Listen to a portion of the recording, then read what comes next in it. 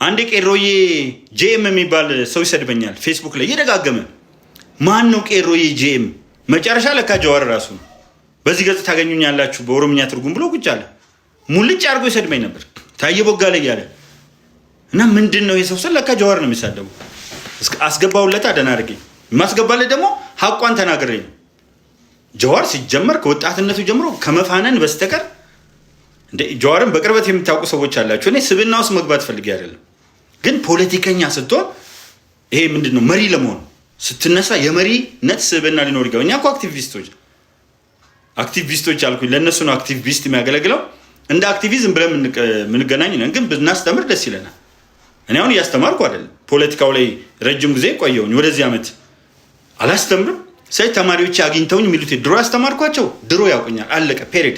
በዛን ሰዓት እችን ታክል ላልጸጸት በህይወቴ ከማልጸጸትባቸው ነገሮች መምህርነት ነው። ወርቄት የሸለምኩበት የትምህርት ቤት የዩኒቨርሲቲ አመራሮች የሸለሙኝ ማኔጅመንት፣ እያንዳንዱ ተማሪ ታየ ቦጋለ ያስተማረው ለሀቅ ከሆነ ታየ በዛን ሰዓት በትክክል አላስተማረኝም ብሎ አይናገርም። ሞልቶ ነበረ ትልቅ ቤተ መጻሕፍት ሞልቶ የ10 የምናምን ክፍል ተማሪ ተጠቅጥቆ ከ2 ሰዓት እስከ 6 ሰዓት አፉን ከፍቶ ነበረ የሚማረው። እንደዚህ ባልል ደስ ይለኛል። ግን በዚህ ዘመን ኤክስፕረስ ዩር ኦነስት ካራክተር ኤንድ ፐርሶናሊቲ ፎር አዘርስ። ሌሎች ስለ አንተ መጥፎ እንጂ ጥሩ አይናገሩ። ለመስበር ነው የሚሄዱት። ብዙ ልጆች አሁን ቲክታክ ላይ ምናምን እናያለን፣ ሶሻል ሚዲያ ላይ ይወጡና ራሳቸውን ያጠፋሉ። ኋይ ምክንያቱም አንድ ማያስቡት ነገር ሞራላቸውን ከፍ አድርገው ያሰቅሉት።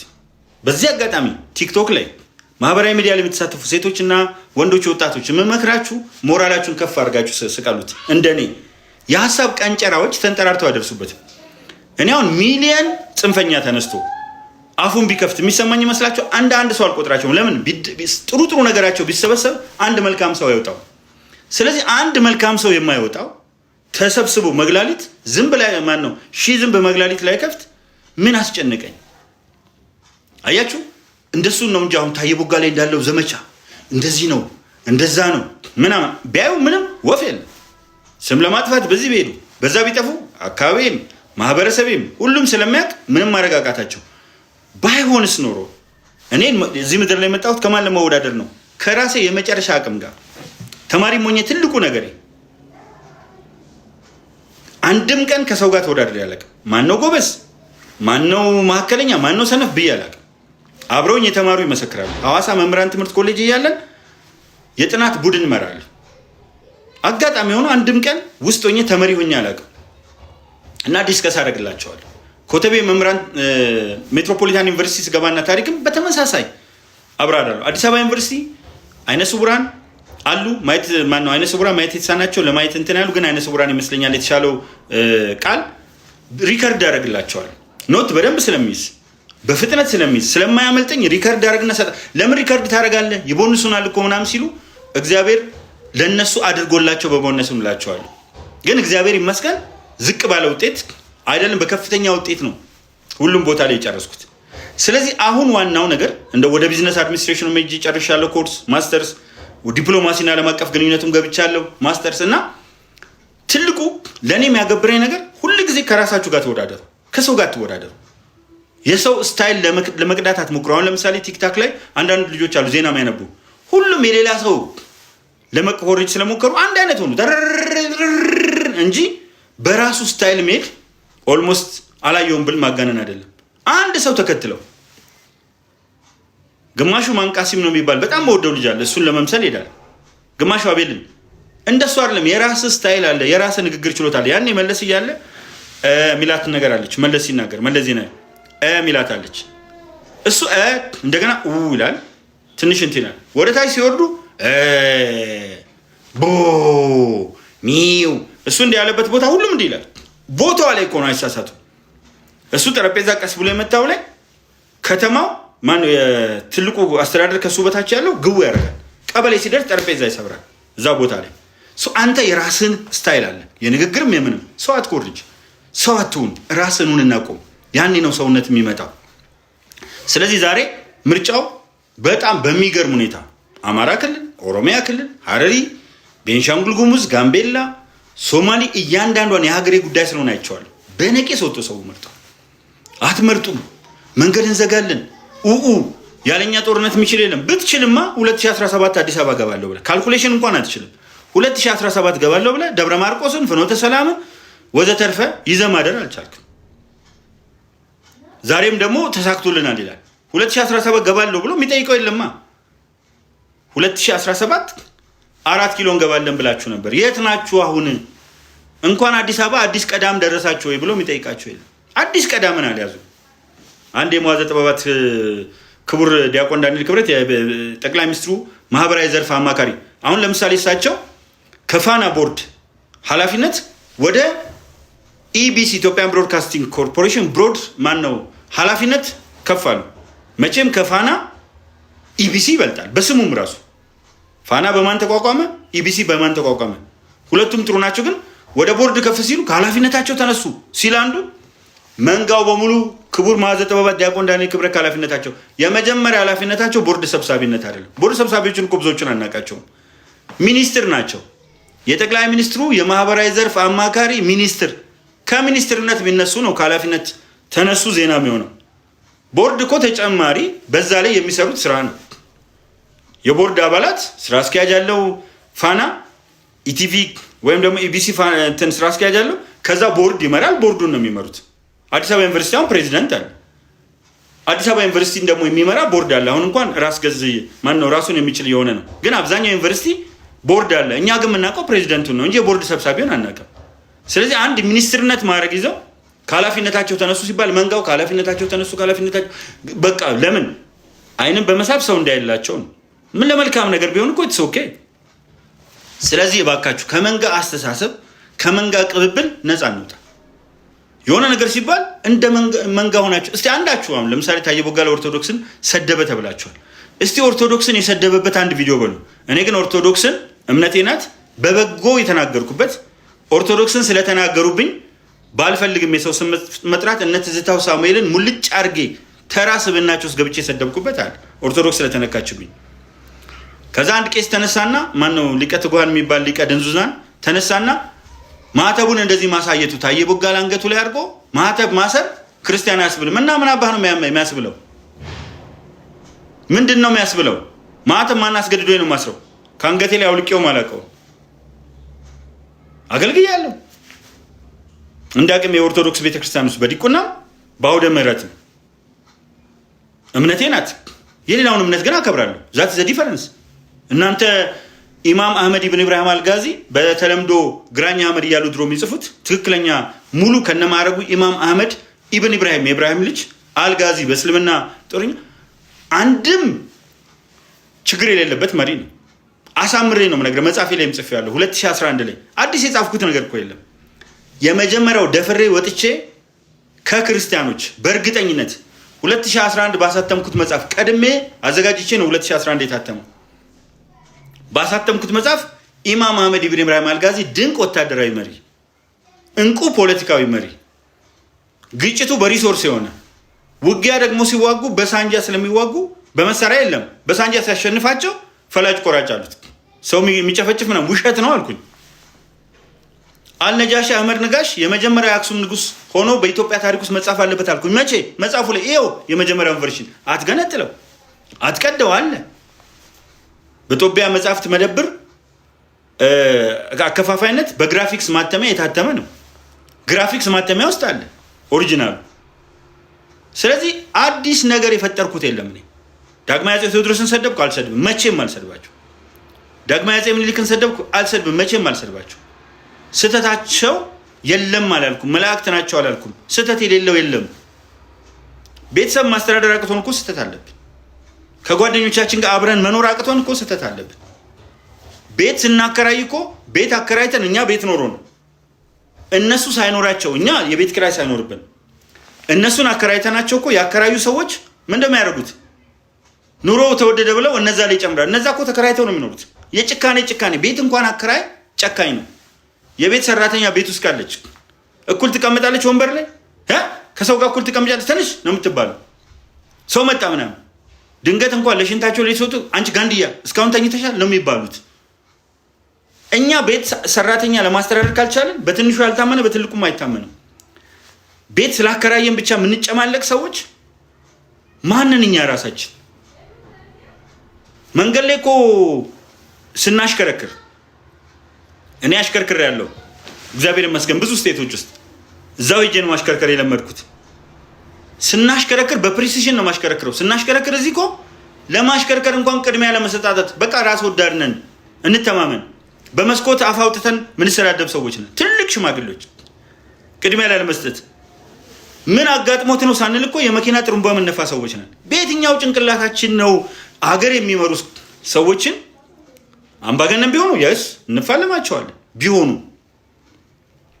አንድ ዘፈን አለች ነጠላ ዜማ ታዬ ቦጋለ እኮ ትላንት ብልጽግና መታኝ ብለሃል ምናምን። እኔ ሁሉንም አፍርጬ ነው የምናገረው። አዎ መቶኛል።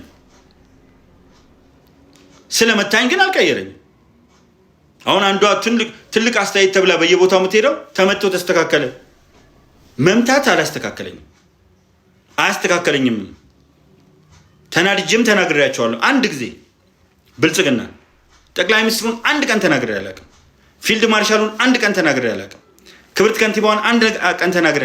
ብልጽግናን ግን መናገር መብቴ እንደሆነ እንኳን ማያክሰዋል።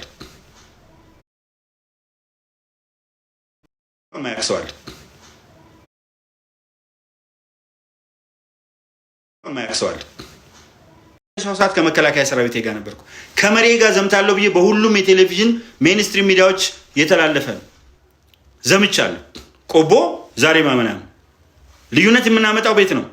በታሪክ አረዳድ ላይ አሁንም አልስማማ፣ በህገ መንግስት ላይ አሁንም አልስማማ። ብዙም አልስማማባቸው አሉ። 1/4 ሰብአዊ መብት ነው 100% ይቀበለዋል። 1/3 ሰብአዊና ዲሞክራሲያዊ መብት ነው ህገ መንግስት ላይ። ከዚህ ውስጥ አብዛኛውን ተቀብዬ ዲሞክራሲያዊ መብት ላይ የተወሰነች ልዩነት አለ። ለምሳሌ አንቀጽ 39 መቼም አልቀበለው፣ በፈለገ አይነት ሁኔታ አልቀበለው። አንዳንዶቻችሁ ደግሞ ስልጣን ፈልጎ ነው። በደንብ ላስረዳችሁ ብዬ ነው። ስልጣን ብፈልግ ኃጢአት ነው ወይ? ለምን እንደሚዋጉት እነ ሽፍታው ዘመነ ካሴ፣ ሽፍታው ምሬ ወዳጆ፣ ሽፍታው ምናምን እነዚህ ሙክት በሌ ምናምን ሰው ገዳዮች ለምንድን ነው የሚጋደሉት? የሚያጋድሉት ወጣቱን ለስልጣን አይደል? ስልጣን ፈልጌ ቢሆን ዋትስ ሮንግ ዊዝ ኢት? እያንዳንዱ ህወሓት የሚታገለው ለስልጣን አይደል?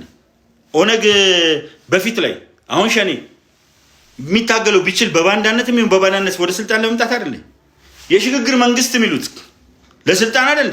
ሰው ለስልጣን ብጠይቅ መርቻ አውቃለሁ፣ ከፍተኛ አመራር ሆኜ አውቃለሁ። ለእኔ አዲስ ነገር አይደለም። ግን ስልጣን ከፈለኩ የመጀመሪያው መንገድ ፌስቡክ ላይ እና ቲክቶክ ላይ መናገር ሳይሆን ብልጽግና ውስጥ ሄደው መግባት ነው። አልገባሁም፣ አልገባም። በዚህ አሁን ብዙ ሰዎችን የሚያሸማቋቸው እንዲያሉ ነው። እና ታዬ ገለይ እሱ የሚሰራ ይመስላችኋል? ያ ፎርሙላ ለሀገሬ ለመስራት ብልጽግና መሆን አያስፈልገኝም። ለሀገር እኮ ኢዜማ ሆነው ክቡር ፕሮፌሰር ብርሃኑ ነጋ እኮ ሰርተዋል። አብን የአማራ ብሔራዊ ንቅናቄ ሆነው የመንግስት ተቃዋሚ ሆነው እኮ ክቡር ፕሮፌሰር ተባባሪ ፕሮፌሰር በለጠ ሞላ ሰርተዋል። ግን ከብልጽግና ጎን ሰው ከተሰለፈ ማነወር ልማዳችን ነው። ምክንያቱም አገር ማፍረስ ነው ግባችን እንጂ ምን አለበት አብንን እየመራ ከብልጽግና ጋር አብሮ እየሰራ አብን የሚያነሳቸውን ጥያቄዎች ከመንግስት ጋር ቁጭ ብሎ በሚደረጉ ዝግ ስብሰባዎችም ሆነ በተናጠል ለጠቅላይ ሚኒስትሩ፣ ለምክትል ጠቅላይ ሚኒስትሩ፣ ለተለያዩ አመራሮች አክሰስ ስለሚኖርህ የተሻለ ጥያቄ ማቅረብ ትችላለህ፣ የተሻለ መታገል ትችላለህ። እንዴ አብረህ እኮ ስትገባ ፕሮፌሰር ብርሃኑ ነጋ ትምህርት ላይ ያላቸውን ነገር ብልጽግና ውስጥ ባይገቡና ኢዜማ ብለው አኩርፈው ውጭ ሀገር ቢወጡ ምን ያደርጉ ነበር?